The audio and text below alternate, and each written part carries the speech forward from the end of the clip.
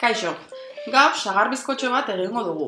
Horretarako, 3 sagar, 3 arrautz, 200 ml esne, 200 ml azukre, 250 mg irina eta legamia sobre bat erabiliko ditugu.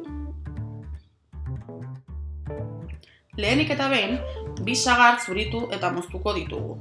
3. sagarra bukaerarako gordeko dugu.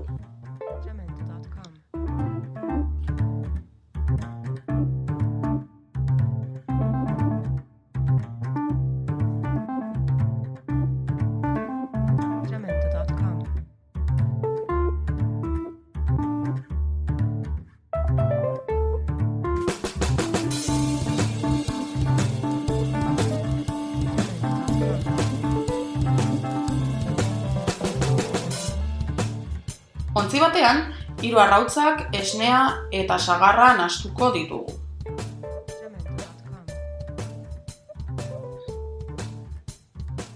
Kasu honetan batidora bat erabiliko dugu sagarra txikitzeko.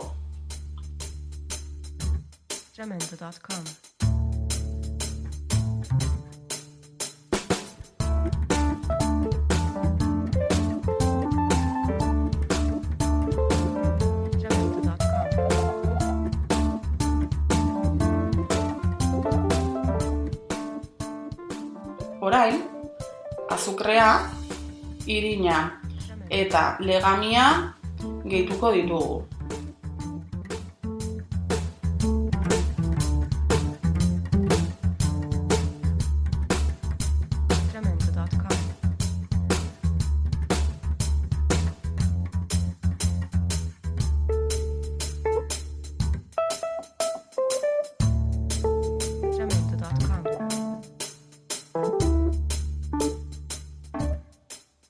Dena oso ondo nahastuko dugu.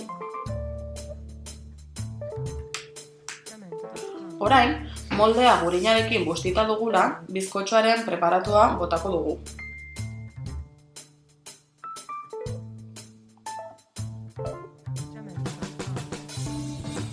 Eta jarraian, 3. sagarra moztuta dugula, irinarekin aldeetako bat busti eta bizkotxoaren preparatuaren gainean jarriko dugu itxura polita bat egiten. Nik irinarekin bustitzen dut bizkotxoan ez ondoratzeko. Bitartean, labea 180 gradu zentigradotan berotzen jarriko dugu.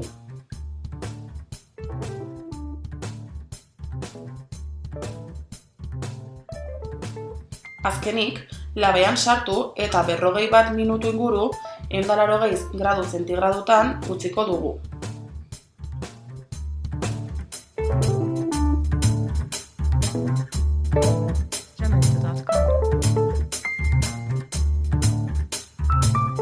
Horrela atera da gure bizkotxoa.